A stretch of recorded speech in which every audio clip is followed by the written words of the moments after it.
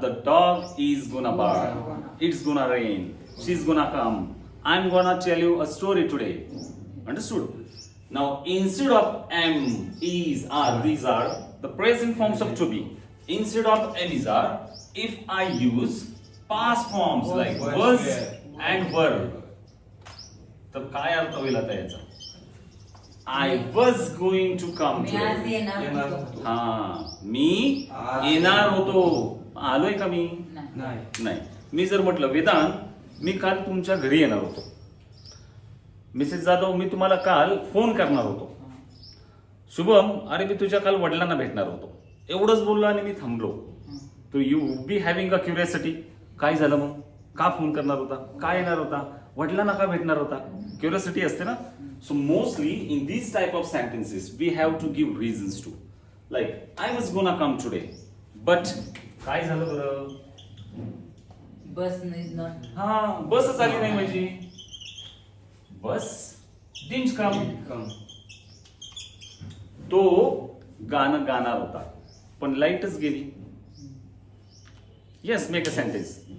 He was Gonna sing a song. gonna sing a song. हा, he was gonna sing a song, but light गेली. Light is gone. Light went. आपण मराठीत काय म्हणतो? Light गेली. मग इंग्लिश मध्ये वेंट केलं तर चालतं का? No, it's wrong sentence. Light दिसते कशी जाताना? Light is gone. ज्यावेळेला लाईट येत नाही ना आपल्याकडे, मोस्टली प्रॉब्ली ऑन ट्यूसडे एक मेसेज येतो मोबाईलला, Yes. है ना? त्याच्यात असं म्हणतात का 1 ते 5 लाईट जाईल? No. मग काय लिहितात ते मराठीत वाक्य? आज दुपारी 1 ते 5 विजेचा पुरवठा बंद राहील. खंडित होईल, है ना? एवढं मोठं वाक्य आहे. आपण मराठीत शॉर्ट फॉर्म केलंय, लाईट गेली ना आली. हेच वाक्य इंग्लिश मध्ये कसं होईल?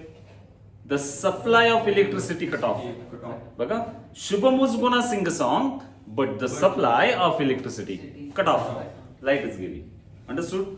Have you understood this phrase? Yes. When we use this phrase using am is are, it shows near future. जवळ आलेला भविष्यकाळ दाखवत आहे.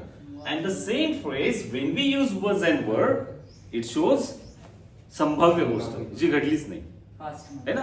तो मला काहीतरी सांगणार होता किंवा ती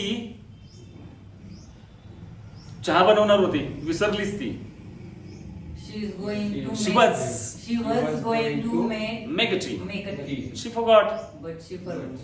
Understood this phrase? Chala, write it down. Subject plus to be plus going to phrase. Main verb, an object. And below to be's form, use was and were now.